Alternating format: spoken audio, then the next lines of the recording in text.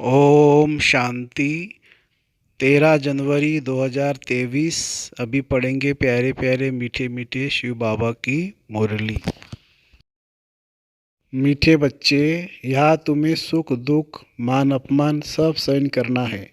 पुरानी दुनिया के सुखों से बुद्धि हटा देनी है, अपनी मत पर नहीं चलना है।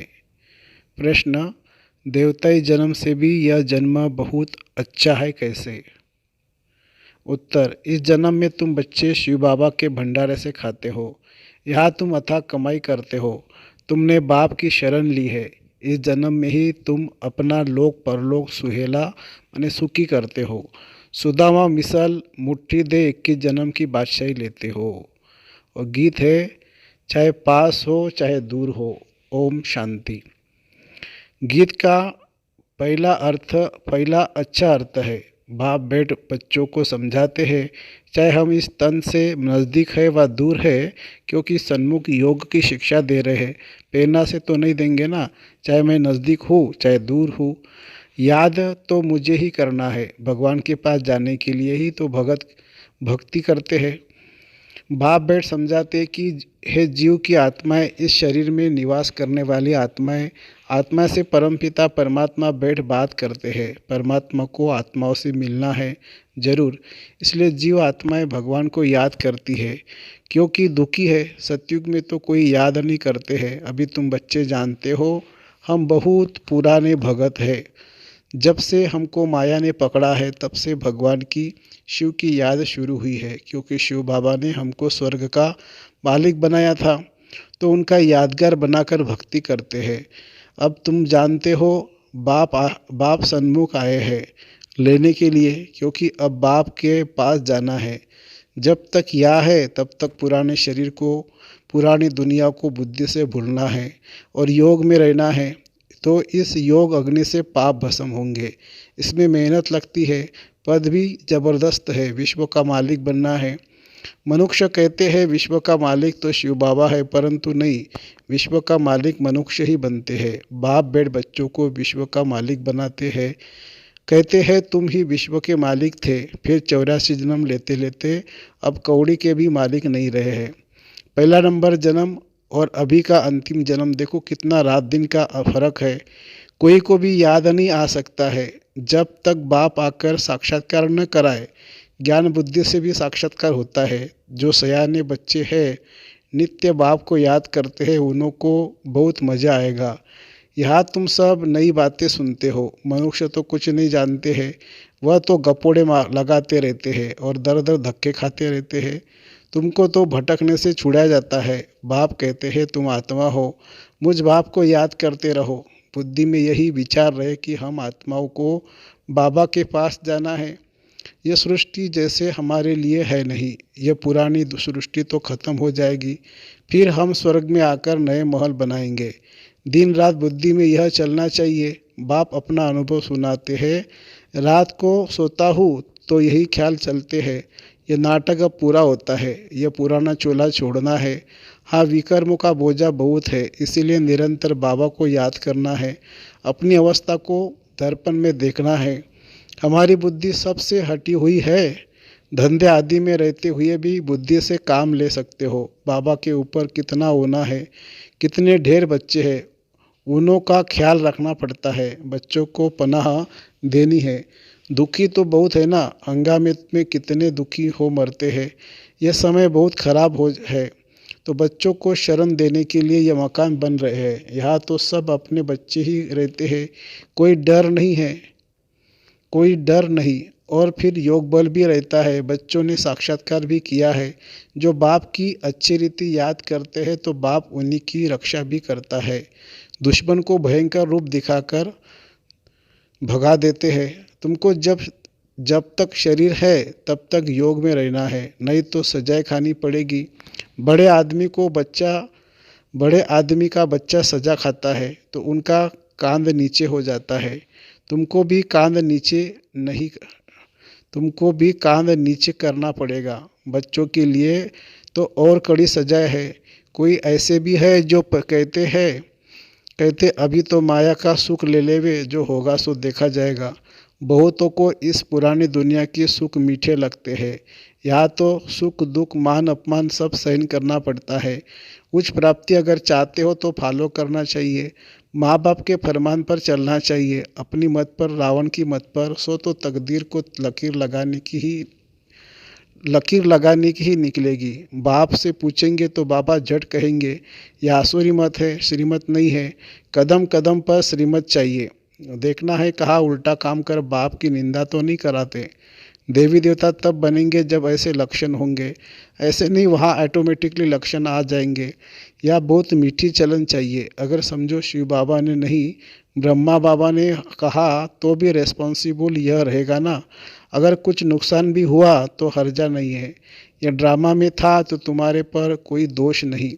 अवस्था बहुत अच्छी चाहिए। भल तुम यहाँ बैठे हो, बुद्धि में यही रहे कि हम ब्रह्मांड के मालिक हैं।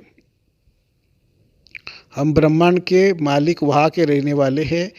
इस रीति घर में रहते धंधा करते उपराम होते जाएंगे। जैसे सन्यासी गृहस्थ में से उपराम हो जाते हैं, तुम तो सारी पुरानी दुनिया से उपराम होते हो। उस हठयोग संन्यास और इस संन्यास में रात दिन का फर्क है। ये राजयोग बाप सिखलाते हैं। संन्यास सिखला न सके क्योंकि मुक्ति जीवन मुक्ति दाता है ही एक। सभी की मुक्ति अब होनी है क्योंकि सब वापिस जाने हैं। साधु लोग साधना करते हैं कि हम वापिस जाए। या दुखी है, कोई फिर कहते हैं हम ज्योति ज्योत में समाए। अनेक मत है। बाबा ने समझाया है कि कोई कोई बच्चे हैं जिन्हों को पुराने संबंधी भी याद आते हैं। उस दुनिया के सुखों की आश हुई है और यह मरा। फिर उसका पैर यहाँ ठहर न सके। माया बहुत लालच देती है। एक कहावत है, भगवान को याद करो नहीं तो बाज आ जाएगा। यह माया भी बाज मिसल वार करती है। अब जबकि बाप आए हैं तो अभी भी पुरुषार्थ कर उच्च पद नहीं पाया तो कल्पांतर भी नहीं पाएंगे। या बाप के पास तो तुमको कोई दुख नहीं है तो पुरानी दुख की दुनिया को भूलना चाहिए ना। सारे दिन का पोता मिल देखना चाहिए। कितना समय बाप को याद किया, किसको जियदान दिया। बाप ने तुमको भी जियदान दिया है ना। सतयुग त्रेता तक तुम अमर रहते हो। यहाँ कोई मरता है तो कितना रोते पीटते हैं। स्वर्ग में तुम दुख का नाम नहीं है, स्वर्ग में दुख का नाम नहीं है। समझेंगे पुरानी खाल छोड़ नहीं लेते हैं। यह मिसाल भी तुमसे ही लगता है और कोई यह मिसाल दे नहीं सकते। वह थोड़ी पुरानी खाल को भूलते हैं, वह तो पैसे इकट्ठे करते रहेंगे। या तुम जो बाप को देते हो तो बाप खुद थोड़े खाते व अपने पास रखते हैं। उनसे बच्चों की ही परवरिश करते हैं। इसलिए यह सच्चा शिव बाबा का भंडारा है। इस भंडारे से खाने वाले यहाँ भी सुखी तो जन्म जन्मांतर सुखी रहते हैं। तुम्हारा ये जन्म बहुत दुर्लभ है। देवताई जन्म से भी तुम यहाँ सुखी हो क्योंकि बाप की शरण में हो। यहाँ से ही तुम अथाह कमाई करते हो जो फिर जन्म जन्मांतर भोगेंगे। सुदामे को भी 2 मुट्ठी के बदले 21 जन्मों के लिए महल मिल गए। यह लोग भी सुहेला, सुखी तो परलोक भी सुहेला। जन्म जन्मांतर के लिए इसीलिए यह जन्म बहुत अच्छा है। कोई कहते हैं जल्दी विनाश हो तो हम स्वर्ग में चले, परंतु अभी तो बहुत खजाना बाप से लेना है। अभी राजधानी कहाँ बनी है, फिर जल्दी विनाश कैसे कैसे कराएंगे। बच्चे अभी लायक कहाँ बने हैं। अभी तो बाप पढ़ाने लिए आते रहते हैं। बाबा की सर्विस तो अपरम अपार है। बाप की महिमा भी अपरम अपार है। जितना ऊँच हूँ सर्विस भी उतनी उच्च कराता हूँ। तब तो मेरी यादगार है। ऊँचते ऊँच बाबा की गद्दी है। जो जितना पुरुषार्थ करते हैं वह अपना भाग्य बनाते हैं। यह अविनाशी ज्ञान रत्नों की कमाई। जो वहाँ अतः धन बन जाता है तो बच्चों को पुरुषार्थ बहुत अच्छा करना है।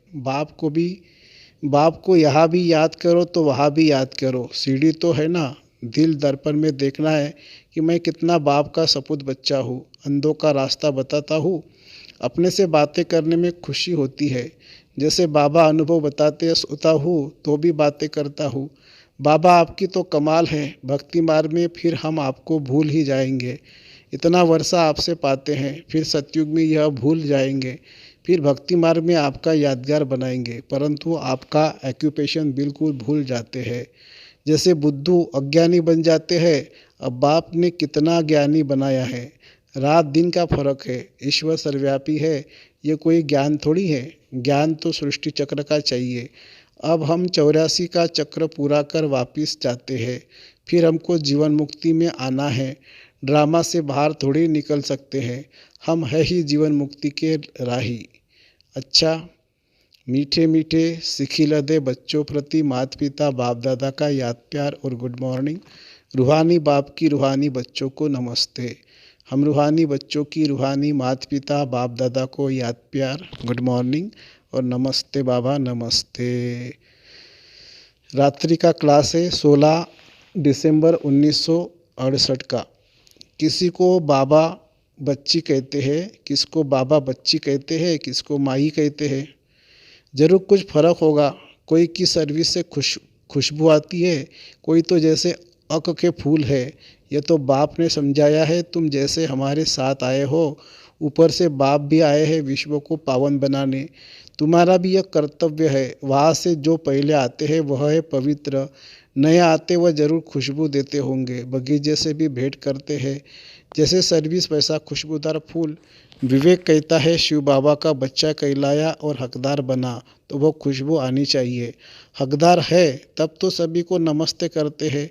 तुम विश्व के मालिक बेशक रहते हो, परंतु पढ़ाई में फ़र्क तो बहुत रहता है।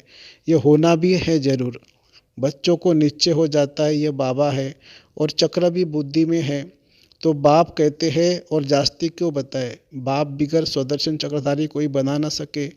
बनते हैं इशारे से, जो कलब पहले बने हैं वही बनते हैं। ढेर के ढेर बच्चे आते हैं। पवित्रता के ऊपर कितने अत्याचार होते हैं। जिस द्वारा बाप गीता सुनाते हैं उनको कितनी गालियाँ देते हैं। शिव बाबा को भी गाली देते हैं। कच्चे मच्चे अवतार कहना भी तो गाली है ना। न जानने के कारण बाप पर तुम्हारे पर कितने कलंक लगाते हैं। बच्चे कितना माथा मारते हैं। पढ़ाई से ही कोई तो बहुत साहूकार हो जाते हैं, कितना कमाते हैं। एक एक ऑपरेशन के 2000 4000 मिल जाते हैं। कोई तो कुटुंब की पालना भी नहीं कर सकते हैं। फिक्र है ना। कोई जन्म जन्मांतर बादशाही लेते हैं, कोई जन्म जन्मांतर के लिए गरीब बनते हैं। बाप कहते हैं तुमको समझदार बनाते हैं। अभी तुम सभी बात में कहेंगे ड्रामा है। सभी का पार्ट है। जो पास्ट हुआ सो ड्रामा होता, वही जो ड्रामा में है। ड्रामा अनुसार जो कुछ होता है ठीक है। तुम कितना भी समझाओ समझते ही नहीं है। इसमें मैनर्स भी अच्छे चाहिए। हर एक अपने अंदर में देखे कोई खामी तो नहीं है। माया बहुत कड़ी है, उनको कैसे भी निकालना है। सभी खामियां निकालनी है। बाप कहते हैं बांदीलिया सभी से जास्ती याद में रहती है, वह वही अच्छे पद पाती है।